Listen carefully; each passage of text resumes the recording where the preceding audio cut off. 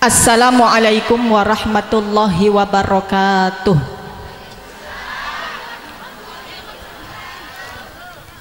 Bismillahirrahmanirrahim. Alhamdulillahil qail wallahu yad'u ila daris salam. Asyhadu an la ilaha illallahul malikus salam wa asyhadu anna muhammadan abduhu wa rasuluhu alaihi salatu wassalam. Amma ba'du, faqad qala Allah ta'ala fi mushafi kitabihil aziz, a'udzu billahi minasy syaithanir rajim, bismillahirrahmanirrahim. Ya ayyuhalladzina amanu la tulhikum amwalukum wala auladukum an dzikrillah wa may yaf'al dzalika faulaika humul khasirun. Al-ayah. Shadaqallahul azim. Yang sama kita hormati, kita muliakan Ketua Mushollah Nurul Jannah Al-Mukarram Bapak Haji Martan beserta pengurus dan seluruh keluarga besar beliau, pengasuh Majlis Taklim Nurul Jannah Al-Mukarramah Bunda Ustadzah Hajah Komariah beserta para guru yang lain, para ketua Majlis Taklim yang mohon maaf karena keterbatasan waktu tidak bisa saya sebutkan namanya satu persatu, tetapi meskipun tidak disebut tidak mengurangi rasa hormat dan takdim saya kepada semua yang hadir pada hari ini. Puji syukur senantiasa kita panjatkan kehadirat Allah. Salawat teriring salam yang sempurna semoga senantiasa terlimpah curahkan kepada Nabi kita Muhammad sallallahu alaihi wasallam beserta keluarga, sahabat dan pengikutnya hingga akhir zaman. Mudah-mudahan kita akan dapat syafaat dari beliau pada hari kiamat nanti. Amin ya rabbal. Sehat Bu? Sehat Bu? Apanya yang sehat? Badannya sehat, badannya. Kantongnya sehat, kantongnya.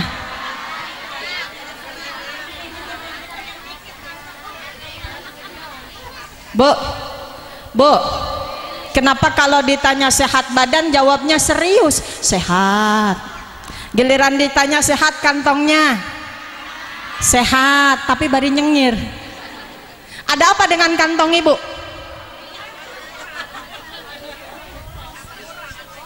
Bu, Bu, kalau saya tanya enak yang sehat badannya apa yang sehat kantongnya? Dua-duanya. Pinter Ibu. Saya juga maunya begitu. Pengennya sehat badannya, sehat kantongnya. Karena kalau cuma badan yang sehat, kantong kagak sehat, lemes banget. Ibu sama? Kalau kagak punya duit mandi ke males, apalagi pakai bedak mah, ya Bu ya. Pun sebaliknya, kalau cuma kantong yang sehat tapi badan kagak sehat, capek berobat mulu. Iya apa iya? Apalagi kalau udah badan bengek, kantong bengek, ya Allah. Bu, maka mudah-mudahan dengan sebab kita hadir di tempat ini, Allah golongkan kita sebagai orang yang sehat badannya, sehat kantongnya. Amin ya rabbal. Kalau sudah sehat badan, sehat kantong, jangan lupa jadiin buat bekal ibadah kepada Allah subhanahu wa ta'ala. Amin ya rabbal. Tapi ngomong-ngomong, Ibu tahu apa kagak? Bu, Ibu tahu apa kagak modalnya biar sehat badan, sehat kantong? Tahu apa kagak modalnya biar sehat badan, sehat? Mau saya kasih tahu? Mau? Nih dengerin, biar Ibu ngajinya pulang bawa oleh-oleh ilmu manfaat. Bagaimana caranya biar selamat dunia akhirat, biar sehat badannya, sehat kantongnya. Sebagaimana doa yang sering kita baca, Rabbana atina wafil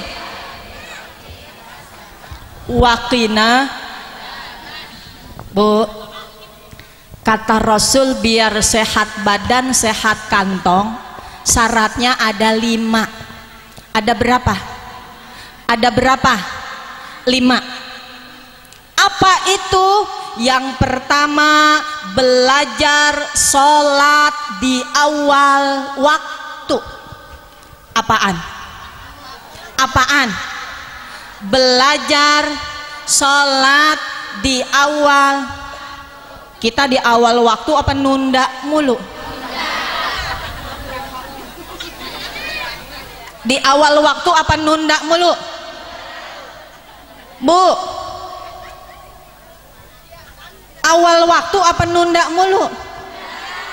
Emang ada kaitannya Ustazah? Emang ada hubungannya Ustazah antara rizki dengan sholat? Emang ada hubungannya antara sehat badan, sehat kantong dengan sholat? Bu, ada. Dari mana tahu adanya? Dengerin nih, saya kasih perumpamaan yang ibu insya Allah akan gampang untuk menerimanya. Perumpamaannya begini, Ustazah Hajah Komariah, bener ya? Ibu ketuanya, ibu pengasuhnya bener ya? Ibu Ustazah Hajah Komariah nelpon saya. Ustazah, Ustazah di mana? Di rumah. Ustazah saya lagi butuh banget duit ini. Minjem duit saya boleh? Kata siapa? Kata siapa? Kata Ustazah Komariah. Saya nanya berapa duit mau minjem duitnya Umi? 2 juta. Banyak apa dikit? Saya ngomong Umi insya Allah kalau 2 juta mah ada. Saya tengok ya sekarang ya ke rumah Ustazah. Kata Ustazah Komariah, saya bilang kagak usah susah-susah Umi datang ke rumah saya. Pertama rumah saya jauh di Setu, yang kedua saya mah wanita panggilan, jarang di rumah. Ngerti wanita panggilan? Terus bagaimana? Umi tungguin aja di rumah Umi. Pulang dari Majlis Taklim Nurul Jannah, saya yang nyamperin ke rumah Umi. Duit yang Umi pinjem saya anterin ke rumah. Baik apa kagak saya? Baik apa kagak? Baik. Sesuai janji pulang dari Nurul Jannah saya ke rumah Umi Komariah. Sampai di sono ketemu sama anaknya. Saya nanya, Neng, Umi ada? Ada. Mana? Lagi tidur. Kasih tahu sama Umi ya Neng, ada Ustazah dari Setu. Anaknya masuk, Mi, ada Ustazah dari Setu. Kudunya kalau orang pinter kan begitu ngedengar Ustazah dari Setu teburu-buru bangun. Iya apa iya? Emang apa teburu-buru bangun? Karena yang datang bawain duit. Kata Umi Komariah begini, Neng, bilangin sono sama Ustazah dari Setu kalau mau minjemin duit mah sabar, tungguin, gua mau tidur dulu. Ibu kurang ngajar kagak Umi Komariah? Kalau ibu jadi saya, apa yang akan ibu lakukan? Bu, kalau ibu jadi saya, ibu ngapain? Nungguin Umi tidur apa balik? Balik duitnya ditinggal apa dibawa pulang? Bener begitu? Kalau kata bahasa saya yang asli orang Babelan, saya bakal ngomong nemen-nemen amat gua. Udah dia yang minjem, duitnya gua anterin, sekarang gua pakai suruh nungguin dia tidur, kerajinan. Mendingan gua pulang, duitnya gua. Iya apa iya? Bu, dengerin. Jangan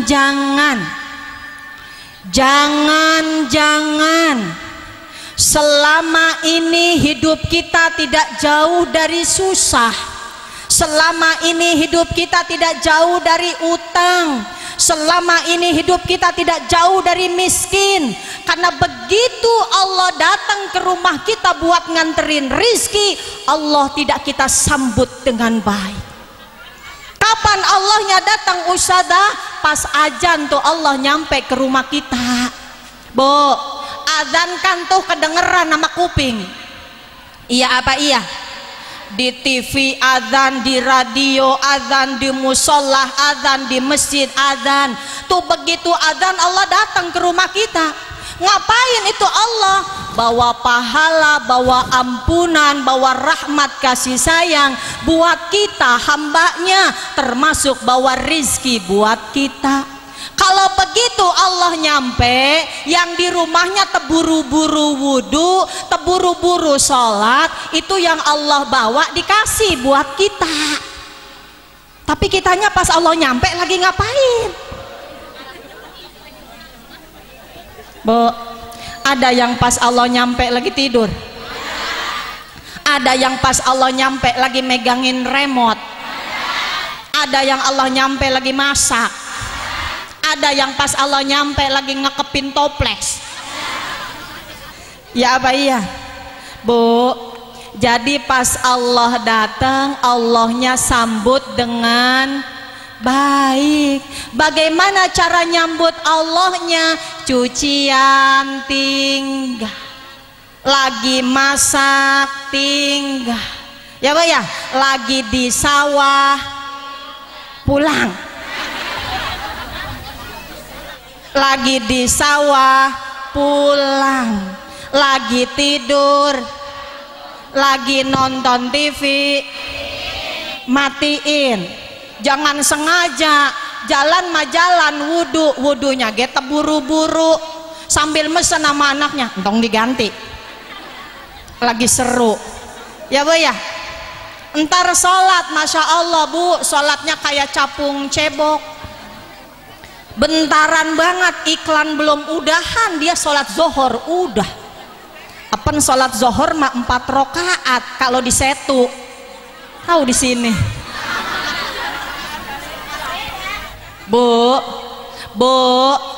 jadi pengen rizkinya banyak, rizkinya berkah, badannya sehat, sholat yang benar, insya.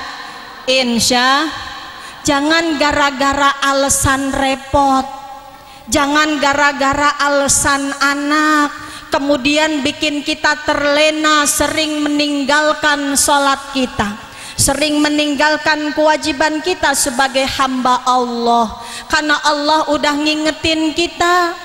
Kata Allah dalam Al-Quran, ya ayyuhalladzina amanu, wahai orang-orang yang beriman, la tulhikum amwalukum wala auladukum an dzikrillah. Janganlah gara-gara hartamu, jangan gara-gara anakmu bikin kamu lalai dari mengingat Allah. Wa may yaf'al dzalika faulaika humul khasirun. Barang siapa yang kayak begitu, yang gara-gara anak jadi kagak sempet ngaji, gara-gara harta kagak sempet sholat, gara-gara nandur kagak pada sholat, gara-gara ngurusin sawah kagak sempet sholat, faulaika humul khasirun.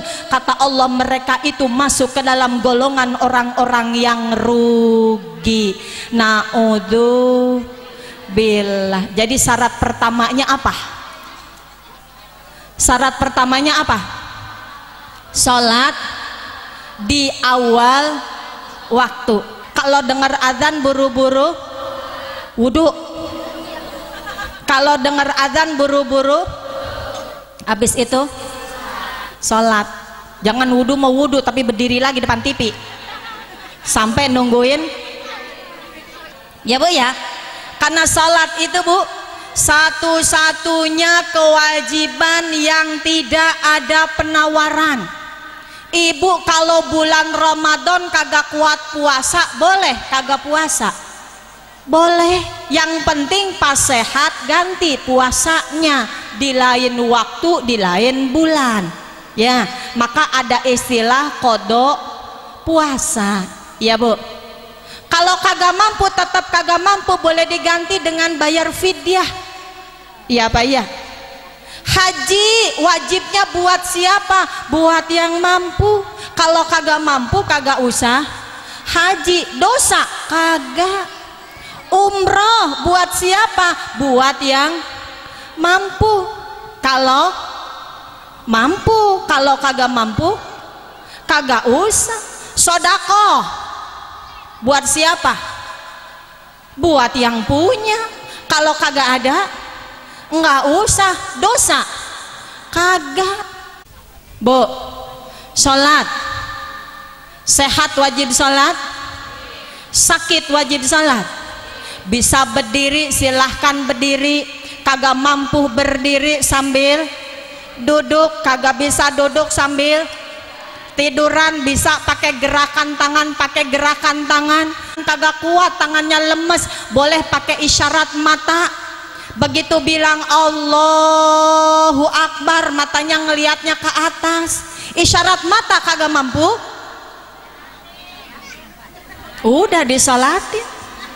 Karena guru saya ngajarin Bu, tahu apa kagak tuh orang sakit udah deket ama mati apa belum, tiup aja matanya. Maka kalau laki ibu kagak mau sholat, tiup matanya. Pengen tahu ngedip apa kagak? Kalau masih bisa ngedip, berarti dia masih terkena kewajiban untuk sholat. Kalau udah kagak bisa ngedip, tunggu aja. Ntar dikit lagi di sholatin. Bu, kalau matanya ditiup masih ngerespon, masih bisa ngedip, tandanya itu orang masih bisa sholat. Kewajiban sholatnya belum terlepas.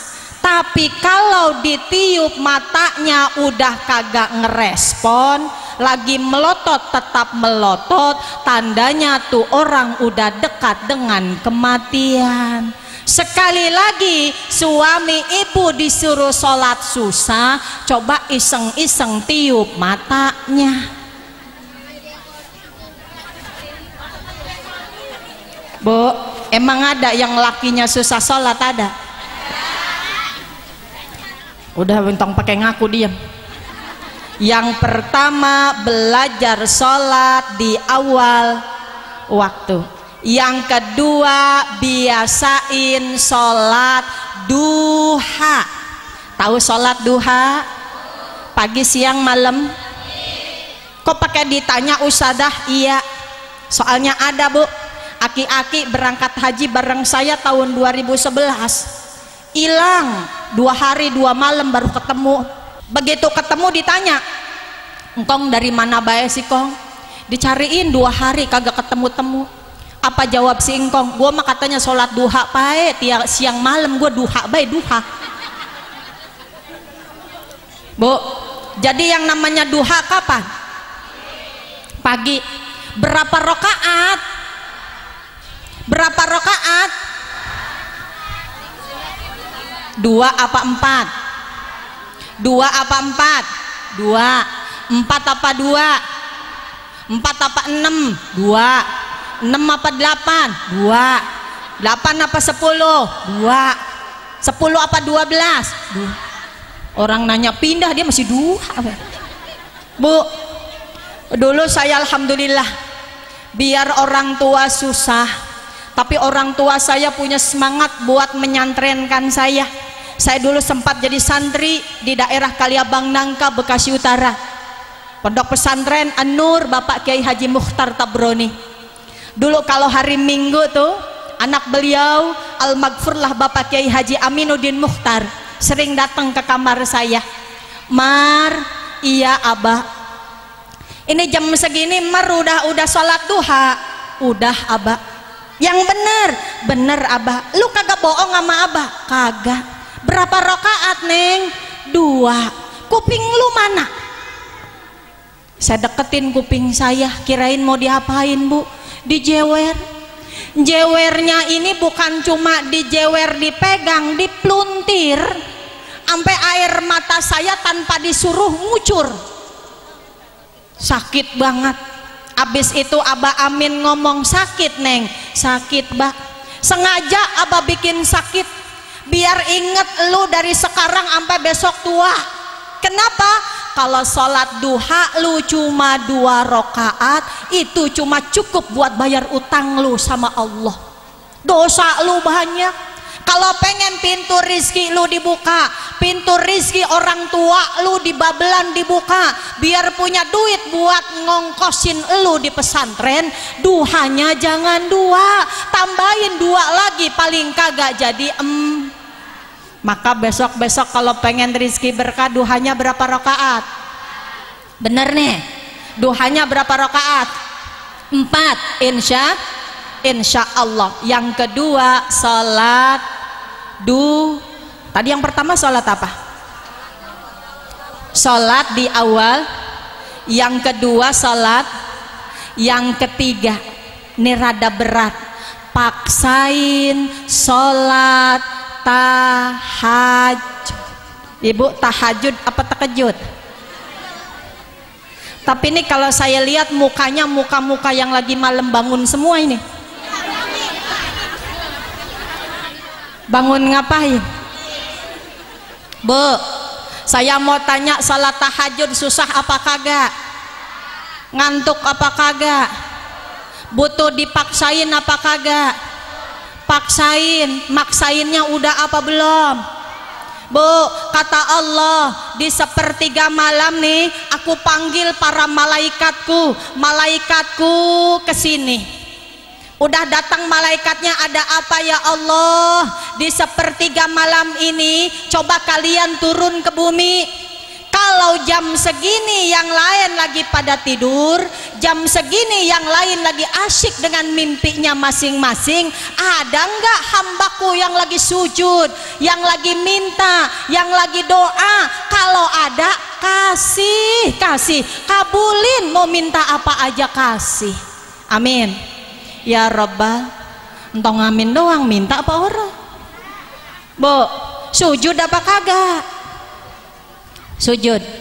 Insya kapan? Bulan puasa saja. Bu, kan langganan kita tahajud bulan. Maka mudah-mudahan umur kita panjang ya Bu ya, bisa ketemu lagi sama Ramadan. Karena kalau kagak Ramadan, kita itu judulnya sholat tahajud susah bener ya Bu ya. Kadang-kadang segala nyalain laki, atau katanya orang mau sholat tahajud bapaknya nyolek-nyolek baik ya Bu ya. Sampai bapaknya pada ngadu sama saya, Ustazah, saya mah katanya gedeg banget kalau bini saya niat sholat tahajud. Emang apa? Pada embung dicolek. Ibu, ini sekarang udah dikasih tahu, sekarang udah dibilangin, yang namanya kita pengen punya badan sehat, kita pengen punya rezeki yang berkah, ayo paksain sholat tahajud. Kalau udah dibilangin entong bader, tahu bader, dibilangin kagak dibilangin sama baik. Iya apa iya? Kita Bu sering banget kita bilangin anak kita, entong lari-larian baik, nanti lu jatuh. Itu anak kita masih lari-larian baik. Pas dia jatuh kita apain? Ditolongin apa kagak? Tapi sambil diapain? Bu, kalau bocah udah kita bilangin jangan lari-larian tong, bocahnya tetap lari-larian, dia jatuh kita tolongin, karena emang dasar hati mas sayang sama anak. Tapi tidak jarang sambil nolongin sambil kita cubit. Udah tahu itu bocah jatuh nangis masih kita cubit, dicubit kagak puas kita sambil ngomong, bader sih lu, udah emak bilangin jangan lari. Bu, jangan-jangan Allah gregetan sama kita. Kiai udah ngasih tahu, ustadzah udah ngasih tahu, guru udah ngasih tahu, suruh pada rajin sholat tahajud, suruh pada rajin ngaji, suruh pada rajin sholat duha. Kita yang dikasih taunya pada Badar, Bu. Kita diingetin sama Allah. Apa kata Allah? Wa man a'rada an dzikri, barang siapa yang berpaling dari mengingat aku, berpaling dari ajaranku, kagak mau kalau diajarin, pura-pura budeg kalau dibilangin, merugul kalau dikasih tahu, fa innalahu ma'isyatan donka, maka aku kata Allah akan kasih buat orang itu penghidupan yang sempit. Mau dikasih penghidupan sempit? Penghidupan sempit mau? Bu, ancaman di dunia belum seberapa, karena ayat itu Allah lanjutkan, wa nuhsyuruhu yaumal qiyamati a'ma. Besok ketika orang itu sudah mati, Allah bangkitkan dari dalam kuburnya, maka matanya pertama bisa ngelihat, setelah itu matanya Allah butakan. Jadi kita akan digiring di padang mahsyar dalam keadaan matanya pada bu. Dia protes sama Allah, ya Allah, ini kan kemarin mata saya kagak buta, kenapa sekarang jadi buta? Bu, akan dijawab sama Allah, iya, karena di dunia kamu kalau diajarin suka pura-pura kagak denger, suka pura-pura kagak tahu, ngelihat orang jalan ngaji matanya suka pura-pura buta, dipanggilin lewat sholawat kupingnya suka pura-pura budeg. Ada orang sini kalau diajakin ngaji pura-pura buta, kalau dipanggilin pakai sholawat pura-pura budeg ada? Emang di sini suka baca salawat nih di musola? Bu, panitia baca salawat dari jam berapa nih di sini nih? Bu, dari pagi. Ini kan pertama kali datang ke musola yang dicari sama panitia speaker. Ya Pak, iya. Begitu ketemu speaker ngomong apa dia? Bu, Ibu, jangan lupa hari ini pengajian. Iya kan Bu ya?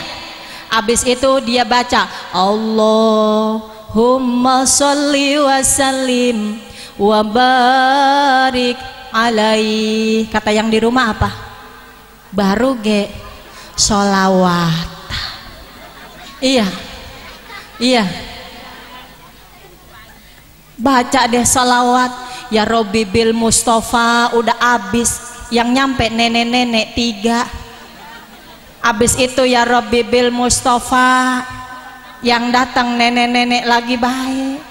Yang baca salawat mikir apa ini salawatnya bahasa Arab ya, orang Muara Tengah kagak ngerti, diganti salawatnya pakai bahasa Indonesia. Ada yang syairnya Indonesia di sini?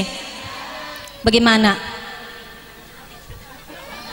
Ibu-ibu sekalian, hari ini janganlah kita lupakan, sebab itu janganlah kita lupakan, sebab itu. Kalau begitu ngerti? Suruh ngapain? Suruh ngapain? Kenapa suruh ngaji? Wajib, kewajiban. Tapi emang dasar kupingnya pura-pura budeg, matanya ngelihat orang ngaji pura-pura buta. Jangankan dipanggil dengan bahasa yang dia tidak ngerti, dia ngerti dia masih cuek. Ada yang orang jalan ngaji lagi duduk situ tuh di rumahnya, situ tuh depan pintu, ya Pak ya, duduk di bangku. Begitu kita mau jalan dia nanya, mau ngaji po? Kata kita iya. Kita pulang ngaji dia masih situ-situ juga. Ada yang begitu? Kita pulang ngaji dia masih di situ-situ juga. Pergi ditanya dia, pulang nanya lagi, pulang ngaji po? Iya. Bentaran ya po? Iya.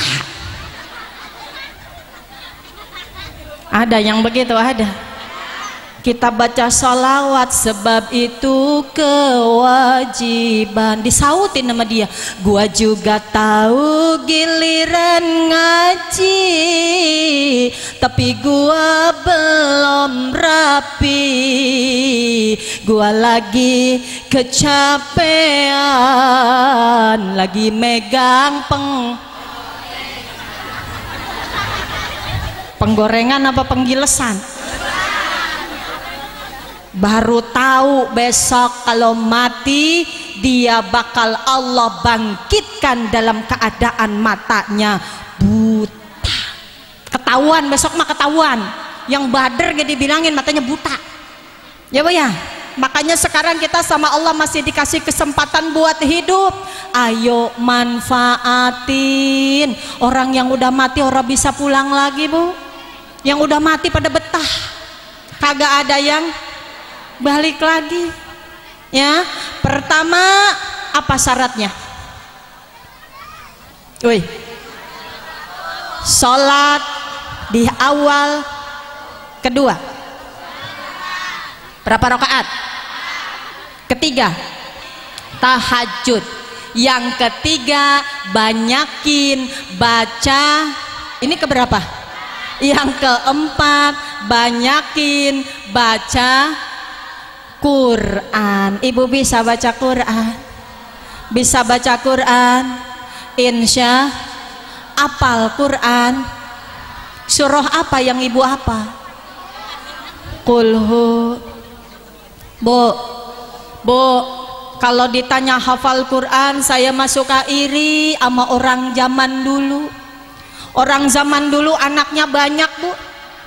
Ada yang 6, ada yang 10, ada yang 12. Malah saya Bu, waktu Allah takdirkan saya bisa hadir, bisa datang di kota Bengkulu dalam rangka musabaqah tilawatil Quran tingkat nasional, saya ketemu sama kakek-kakek anaknya 17. Begitu dia ngomong anaknya 17, mulut saya langsung nanya, 17 kek, istrinya berapa? Dengan bangga dia bilang sama saya, Neng, istri kakek 1, anak kakek 17-nya penghafal Al-Quran. Anak kita berapa biji? Bu, anak kita itu karena kita ngedengerin nih program pemerintah, cukup 2 anak cukup. Maka yang anaknya 3 juga ngomongnya, ini mah kagak sengaja Ustazah, padahal makabe cuman kebobolan. Anak sekarang 3 dibilang udah banyak, tapi berapa banyak yang anak 1, 2, 3 pada curhat sama ustadz, pada curhat sama ustadzah, ya Allah anak 2 gue stres. Ya Pak, iya, anak 2 ge stres karena anak sekarang Masya Allah Bu, kita suruh ke depan dia ke belakang. Iya Pak, iya, kita suruh ngalor dia ngidul. Kalau dulu saya waktu ada di pesantren, begitu pulang ke rumah, yang ingin saya tunjukkan ke emak saya, yang ingin saya tunjukkan ke bapak saya apa? Mbak, saya udah bisa baca Quran. Mbak, malam saya udah biasa tahajud. Ingin menunjukkan kebolehan yang didapat di pesantren. Saya gede, saya nikah, anak saya pun 6 tahun saya pesantrenin di Cianjur. Tapi ternyata santri dulu dengan santri sekarang beda. Kalau santri dulu pulang pengennya pamer baca Quran, pengen orang tua tahu, biar girang orang tua. Nih Mbak, boleh Baba dagang terong, nih anak Baba bisa baca Quran. Nih Mak, boleh Emak kagak kebagian beli emas, boleh Emak kagak kebagian beli baju. Nih anak Emak bisa bangun sholat tahajud. Tapi anak sekarang di pesantren nih 6 tahun sholat subuh, kalau kagak dibangunin kagak pada bangun. Iya Pak, iya, sama tuh anak saya ya Bu. Maka Masya Allah prihatin nama anak sekarang ya Bu ya. Tapi walau bagaimanapun Bu, kita harus berusaha, punya niat. Ya Allah, saya udah tua, mau belajar Al-Quran dari sekarang, udah tua mah susah. Sama guru diajarin 3, nyampe rumah kepaduk hilang. Ya Pak, iya. diajarin sama guru 5 sampai rumah ngeliat kagak punya beras, pusing, hilang. Kita kayak begitu, maka tanamkan satu tekad di dalam hati, saya bodoh tapi anak saya kudupin. Saya jadi orang kagak bisa baca surah selain kulhu, anas, al-falak. Anak saya kudu hafal Quran. Bisa nggak kira-kira begonoh? Bisa nggak? Bu, jangan ngomongnya begini. Udah neng, sekolah mantong tinggi-tinggi, emaknya lulus SD laku.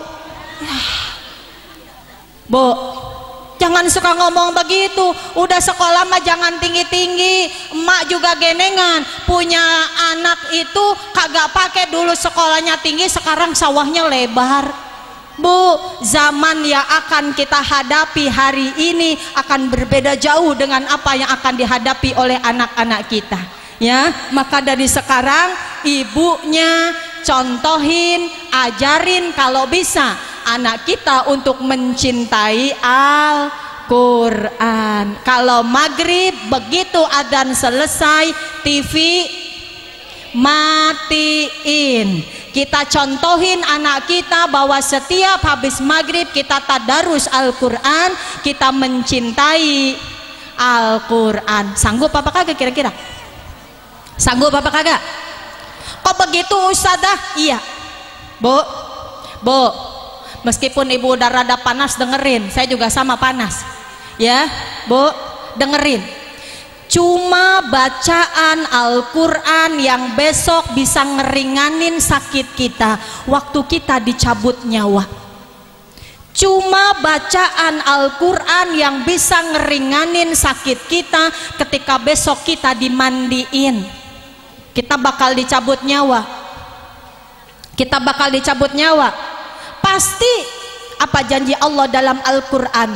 Kullu nafsin dha'iqatul maut.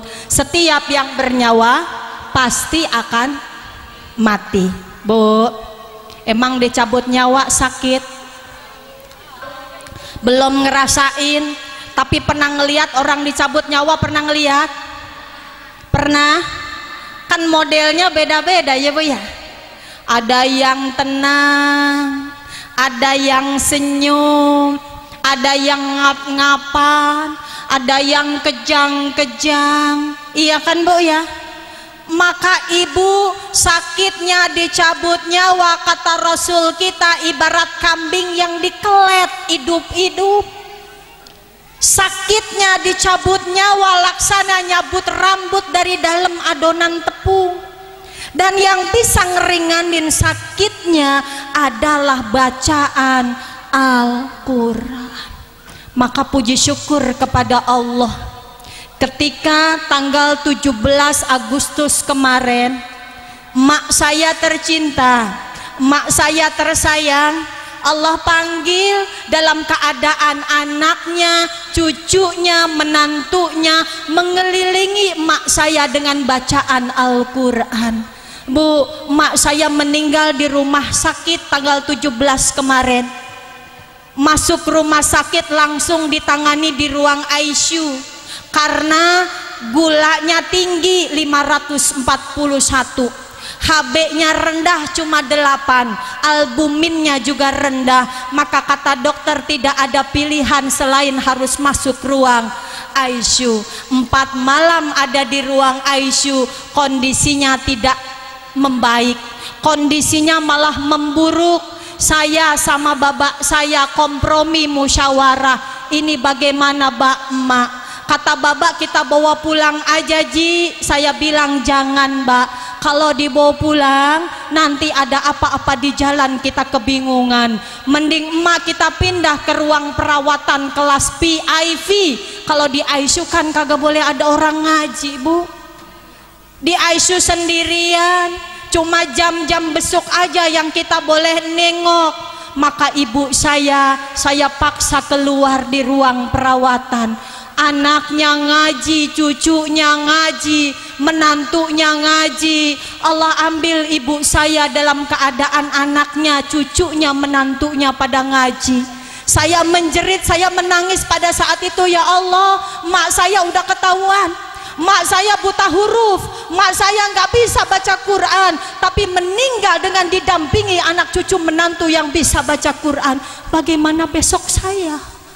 Bagaimana besok saya? Akankah Allah izinkan anak saya, cucu saya, menantu saya juga mengiringi kepergian saya dengan bacaan Al-Quran? Maka pulang dari pemakaman ibu saya panggil anak saya yang nomor 2 kelas 3 SD. Abang Agif, iya Umi. Abang udah kelas 3 belum bisa baca Al-Quran, nak. Nanti kalau Uminya mati siapa yang ngajiin Umi? Umi mah ngomongnya begitu. Iya, soalnya Abang Agif susah diajarin baca Quran yang gak kayak kakak.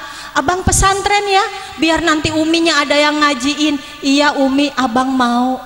Udah 4 bulan anak saya bu, kelas 3 SD, lagi pesantren di Karawang. Doain mudah-mudahan bisa jadi anak soleh. Bu, sedih banget saya waktu datang ke rumah Kak Tuti. Tahu Kak Tuti? Kak Tuti Alawiyah, ketua BKMD. Tahu bu?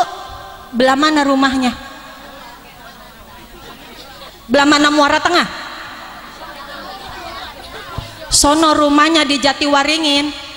Nih saya lagi ngobrol bu, lagi ngobrol ya, mendampingi ibu mertua saya yang kebetulan juga dekat dengan beliau. Begitu lagi ngobrol, tiba-tiba ada sedan BMW masuk ke halaman rumah Katuti. Sedannya warna hitam, cakep, mengkilat kayak kumbang. Kita tahu kalau BMW itu yang bisa beli cuma orang-orang yang duitnya banyak. Begitu ada mobil saya liatin, ya Allah cakep banget itu sedan.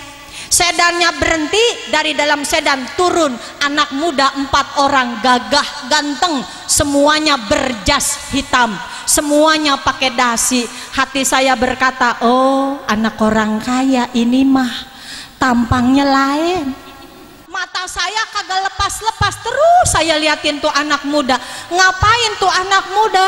Bu, ternyata jauh-jauh datang ke rumah Kak Tuti. Tujuannya cuma mau minjem anak yatim Kak Tuti.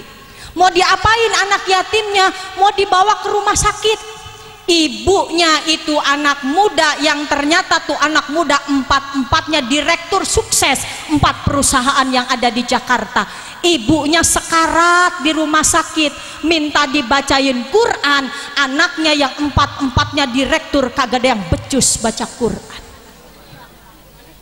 Rugi apa kagak? Bu, anak kaya orang tua mah belum tentu kebahagiaan. Iya Pak ya. Kalau orang tua yang kaya anak berkipas-kipas, orang tua kaya anaknya pasti jadi raja. Tapi kalau anak yang kaya ya belum tentu. Makanya kalau berdoa, ya Allah jadiin anak saya anak yang kaya, pret. Bu, anak mah udah kaya belum tentu inget sama orang tua. Berapa banyak yang kaya justru malu ngelihat orang tuanya.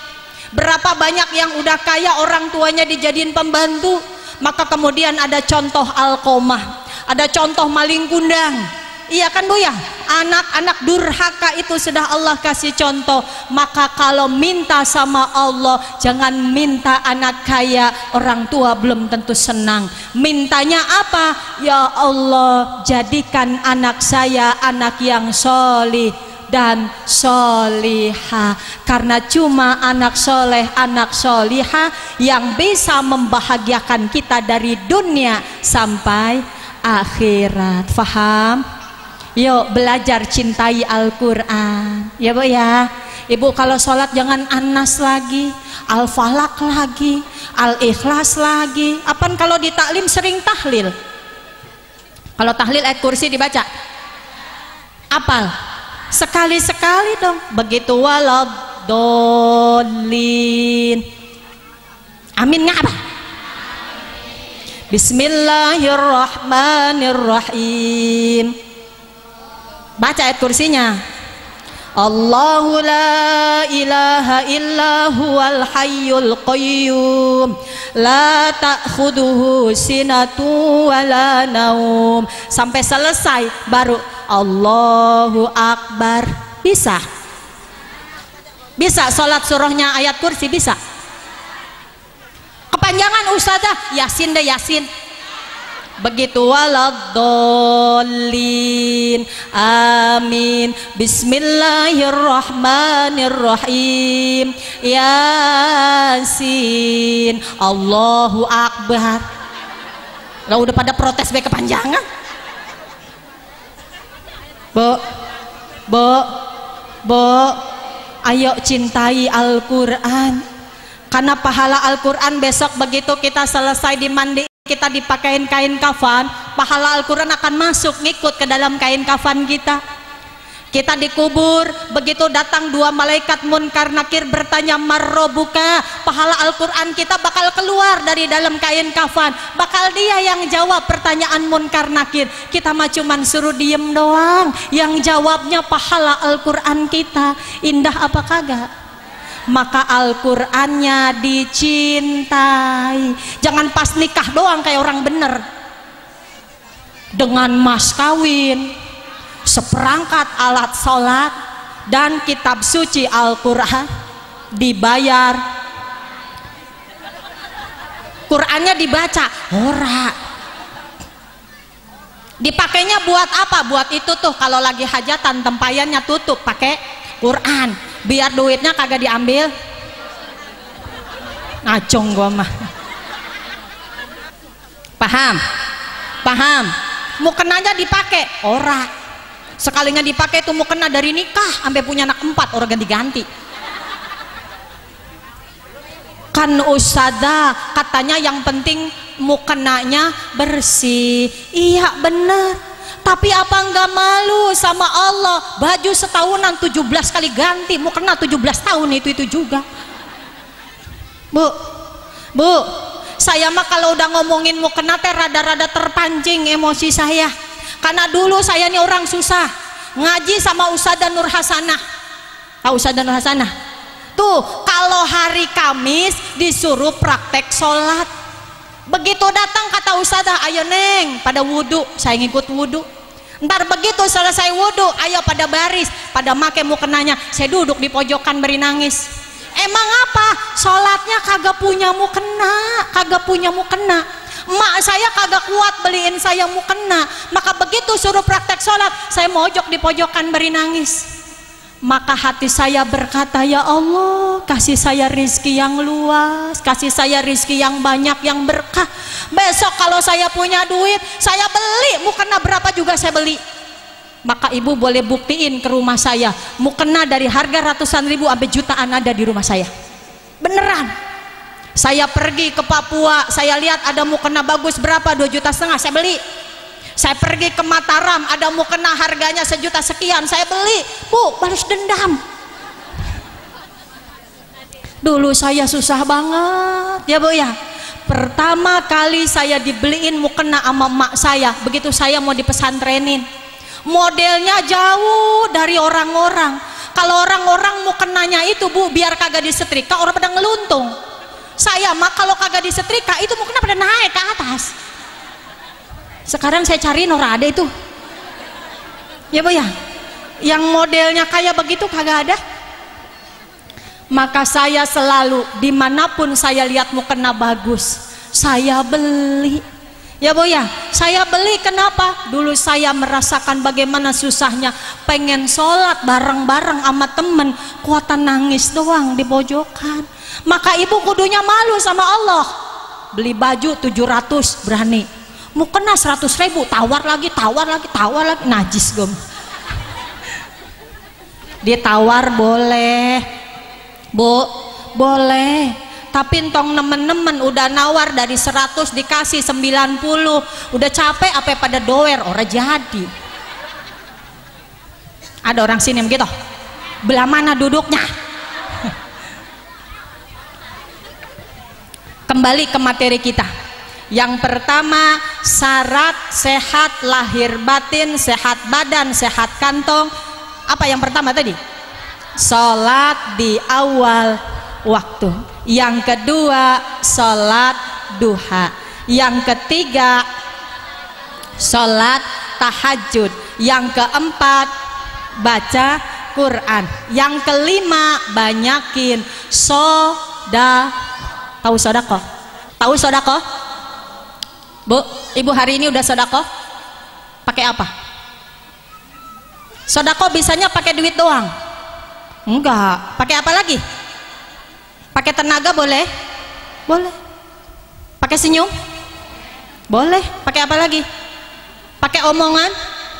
Pakai pikiran? Boleh. Pakai semuanya? Boleh. Kalau kagak semua? Kebangetan. Punya mantu udah ngasih kagak tahu ngasih. Koretnya kebol-bol. Mulutnya udah kalau ngomong judes. Bu, monyong mulu lagi. Mau kena mertua, dicemberutin mulu. Dia kesel sama lakinya lah. Kita kan orang tahu-tahu. Kita mau orang kangen sama cucu kita. Datang ke situ, itu mantu lagi japluk, baik. Bu, kalau belum bisa ngebahagiain orang tua, jangan sakiti orang tua. Pintu rizki kita tidak akan pernah Allah buka kalau kita suka nyakitin orang tua. Biar sholat sunnah beribu-ribu rakaat, biar sodako berjuta-juta, haji umroh berbalik-balik, ketika kita gores hati orang tua, surga tidak akan jadi milik kita. Faham? Faham? Maka buat yang orang tuanya masih hidup, bahagiain. Pakai apa aja yang kita mampu. Mak, saya mah kagak bisa ngasih apa-apa, saya bantuin aja kerjaan mak. Udah girang orang tua mah. Mak, saya kagak bisa beliin baju, nih saya mah beliin kudungannya aja yang murahan. Mak, empok beliin daging, saya mah emang duitnya dikitan, saya mah bandeng. Ada nggak yang begitu? Anaknya nenek-nenek 5 nih, anaknya 5.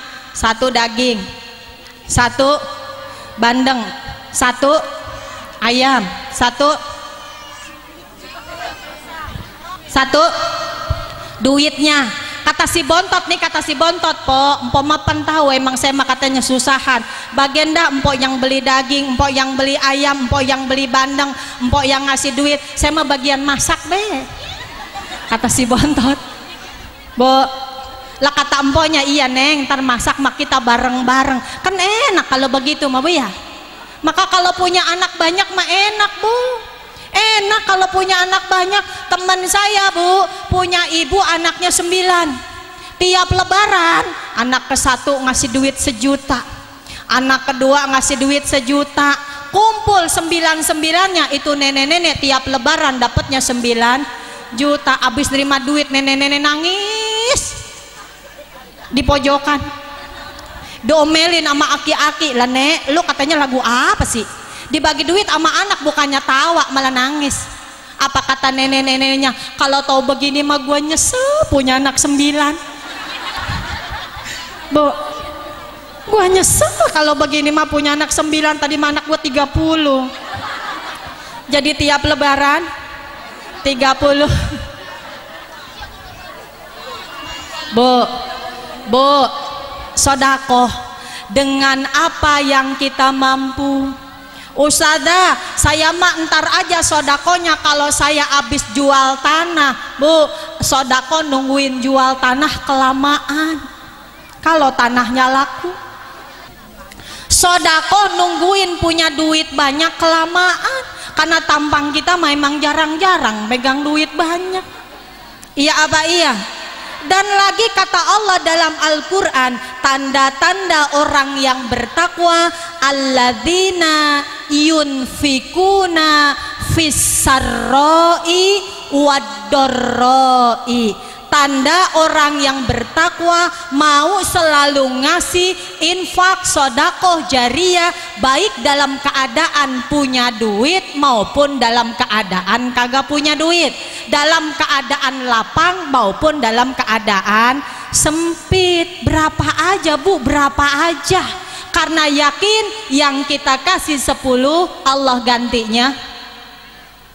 Bu, kalau kita ngasih 10 Allah ganti 100, kita ngasih 1 Allah ganti 10. Ini kisah nyata. Ini kisah nyata. Babak saya baru kemarin ngomong begini nih, babak saya. Begitu saya datang, saya inget Bu, malam apa gitu. Saya abis maghrib langsung telepon supir, Om bisa nganterin saya nggak ke Babelan? Bisa Mi. Nggak tahu kenapa nih hati saya rasa ditarik-tarik pengen ke rumah babak saya, pengen ngasih duit.